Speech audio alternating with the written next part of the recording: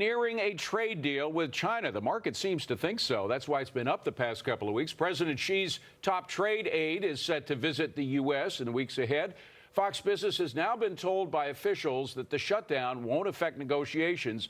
This is U.S. companies like Starbucks are being downgraded now because of their exposure to China. Let's bring in former CKE restaurant CEO Andy Puzder, who recently wrote an op-ed in the Wall Street Journal entitled "Behind Xi's Bluster is a Vulnerable China." So, Andy, we are feeling the pain, particularly companies with direct exposure to China. Is it worth it? Is our pressure paying off?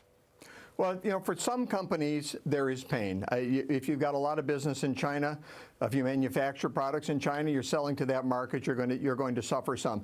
But Chairman Powell at the Federal Reserve Bank just said in September that if we implemented all the tariffs we're talking about, the aggregate effect on our economy would be minimal. And if you look at the amount of trade we do with China, we sell them about $130 billion worth of goods a year. That's like 0.6% of our total economy. If it was down a little, it would be a rounding error. Whereas we buy from them about $506 billion in goods, which is a significant portion. It's about 2.4% of our economy, but it's a greater percentage of their economy. So I think there are risks here. We will get a good deal out of this. We can't let them continue to steal our intellectual property and then sell it back to us by state-subsidized entities in China. It's not fair. It's not right. And unfair trade is not free trade.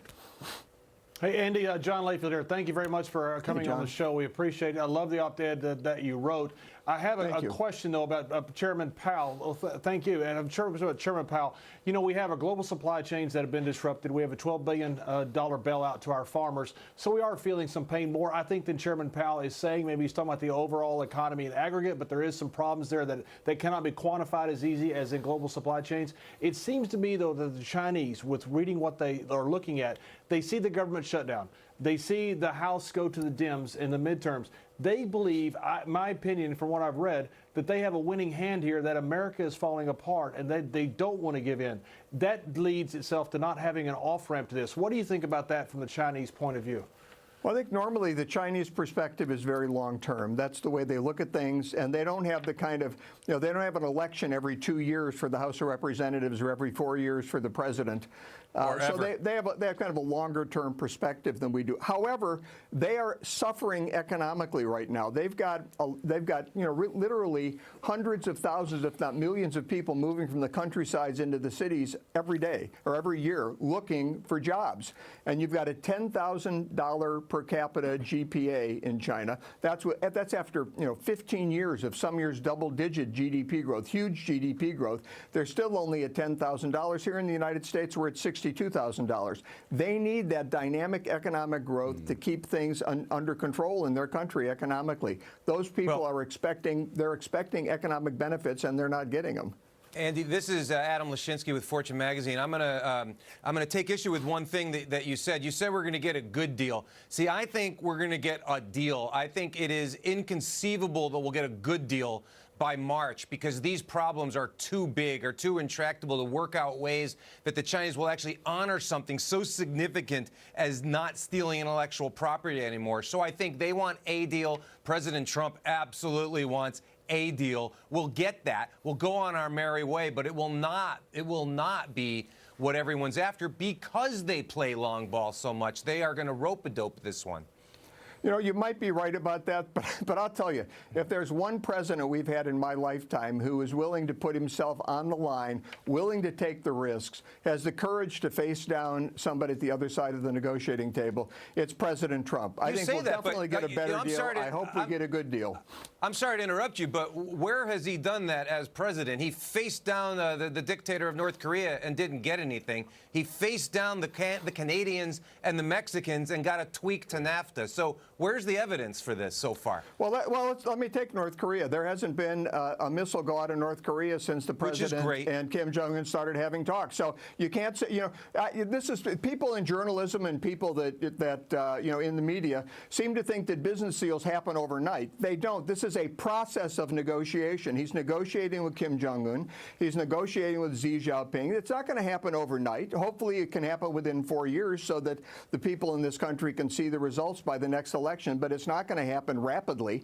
But and he's facing down Nancy Pelosi and Chuck Schumer as we talk, like no Republican president has, in an attempt to get some border security, which everybody supported until President Trump was elected. So, well, and according look, to the he's Chinese, willing to stand up there. According to the president, it's easier to negotiate with the Chinese than with Speaker Pelosi and Mr. Schumer. Andy, this is Morgan Ortegas. It's so good to see you again from across the camera. Good to see you. Something that I'm curious about that I harp on quite a bit here is the national security angle to these negotiations. Right now, correct me if I'm wrong, it looks like all of the trade people are involved, but do you know if any of these really important things are on the table, like cyber hacking, like the continued expansion in the South China Sea, just to name a few? Yeah, look, everything's on the table. The people that are negotiating these deals are very sophisticated people. They're people that are involved in all of these issues. Whatever problems we have with the Chinese, I feel very confident that they're being discussed in these meetings in China. Now, whether we'll get all of them resolved or not, we won't. You never get that. You never get that in any negotiation. The best negotiation is when everybody walks away from the table dissatisfied. That probably means it was a fair deal. So you're not going to get everything you want. But look, the situation can't stay like it is. It's grossly unfair. It's unfair not only to the United States, but to countries around the world. China takes advantage of their economic power in ways that the United States never has. So this has got to stop.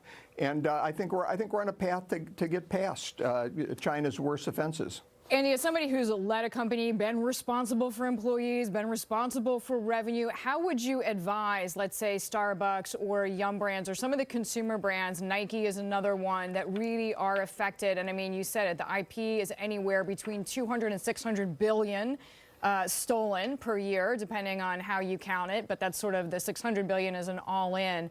What else could be done at this juncture? Well, if you're asking me what these people could do, these companies could do that are facing difficulties in China, look, you're just going to have to tough this out. And I think when we're done with this, you will find that you are better off than you were before we went in. But there are companies who also were getting very severely hurt because of our trade relationship with China. So no matter if we did nothing, people were getting hurt. If we did something different, people are getting hurt. And the fact that different people are getting hurt doesn't mean we should desert the approach we're taking to resolve these problems. I think everybody can end up better off if we give the president time and we allow these negotiations to go forward, and there isn't some politically motivated pressure by the resist press or the resistance generally to try and hurt President Trump when he's actually trying to help the country. Yeah. Increasingly, I feel like the president's out there fighting for America and the Democrats are out there fighting the president. It's time that we supported him when he's doing the right things. And the Chinese are out there supporting the communists. I mean, one thing that you make clear in your article is that it's still a communist country. The hardliners are behind President Xi, who, as Adam mentioned, wants to be president for life. I mean, we have to be aware of the fact, and in fact, there was an article in the New York Times, suggesting that a lot of Chinese who want to open the government, who don't want to keep living under a communist dictatorship, are hoping President Trump succeeds, because the more China is forced to play by the rules and open up its economy, break up some of these state companies, the better off it is for the private sector in China.